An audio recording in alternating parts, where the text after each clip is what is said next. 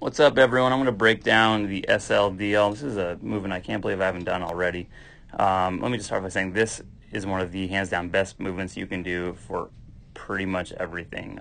We've had people come in here from, hip replacements to NFL athletes to everyone, and this is a movement that I want them all doing. I'm going to run clip. I'm going to kind of show you what it should look like, what it should not look like, and then we'll talk about it.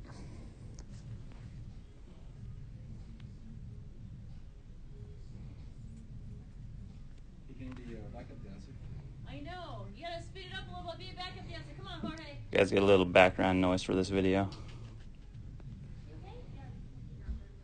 Oh, okay. Come here.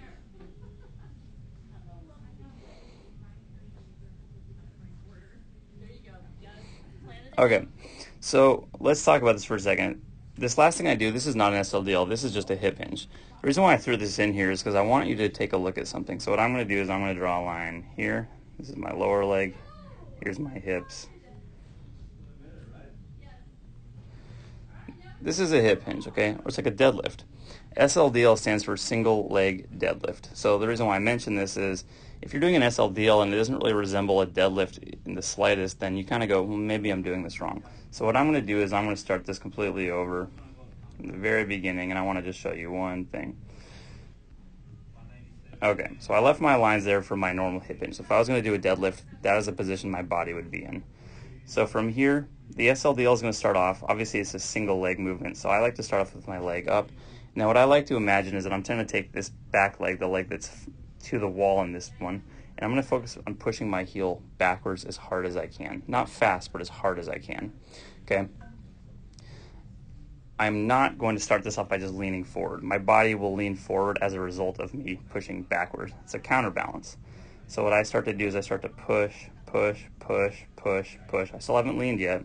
So right about here, I can't push any farther before I start to move my body. So I let it.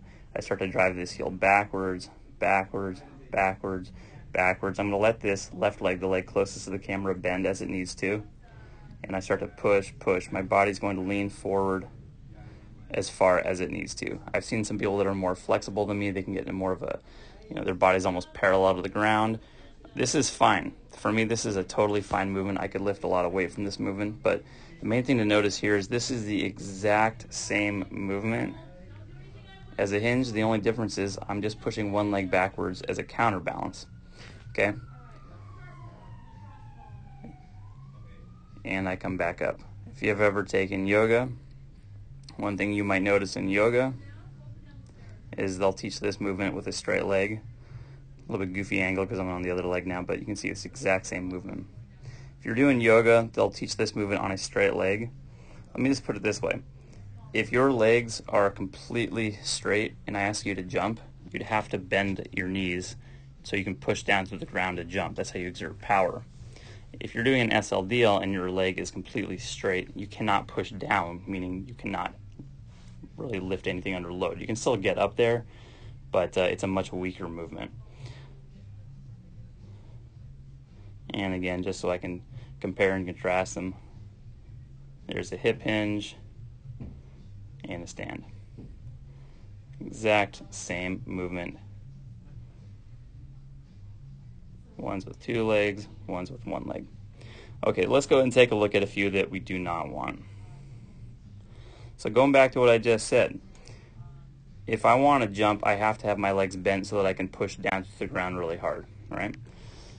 In this case, my leg stays completely straight. So let's do this. I'm going to put a little level here. Let's make that a little bit better. Let's just say this. Right there, that's the level of my hips. That has not changed at all. My left leg has stayed completely straight. Now, my body position isn't terrible. My back isn't slumping. But again, if I want to lift anything here, I can't use that leg to drive down at all, meaning I'm just going to be sort of pulling it off the ground.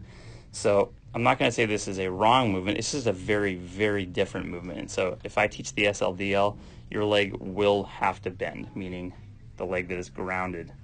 The leg that is lifting, the one that's pushing backwards, that one we want straight. So we don't want a straight-legged SLDL.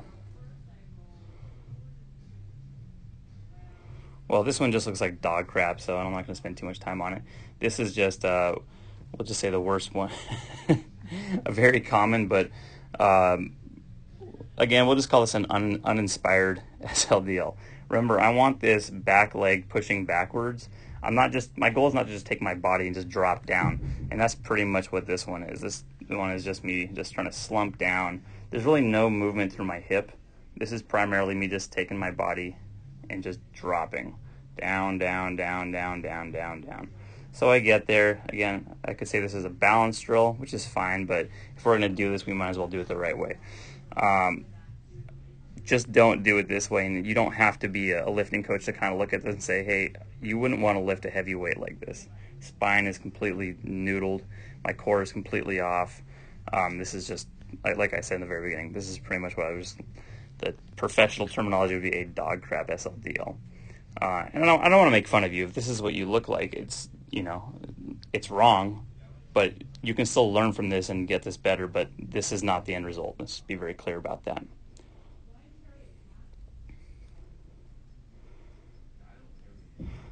This one is just, well, let's talk about this one. This one actually starts off,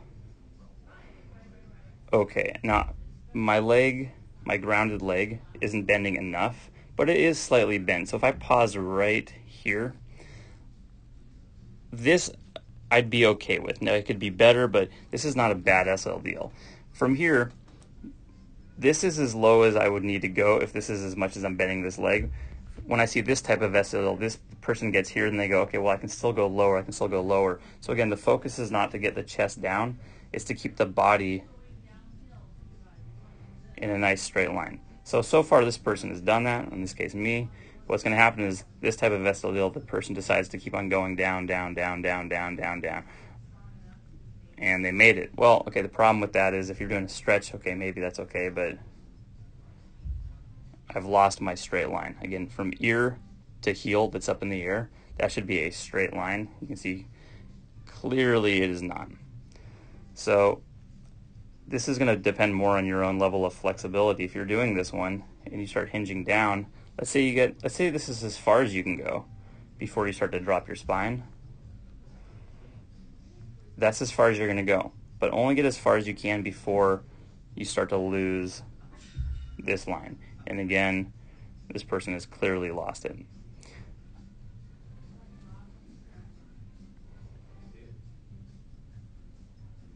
I call this the Chuck Norris.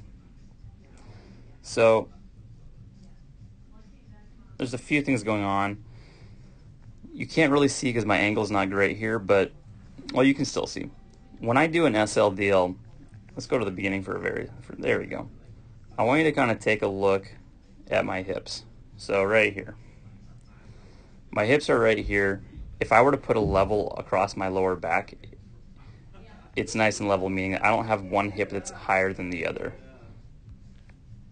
My left hip and my right hip, which you can't really see because it's against the wall, are completely level. If I back this up for a second, when I do the Chuck Norris, as I go down, I have enough balance to get there, but I don't have enough hip control to keep my body level. So you can clearly see in this case, my right hip is picked up. So my right hip is clearly higher than my left. My body is in a nice straight line. This leg here should be straighter.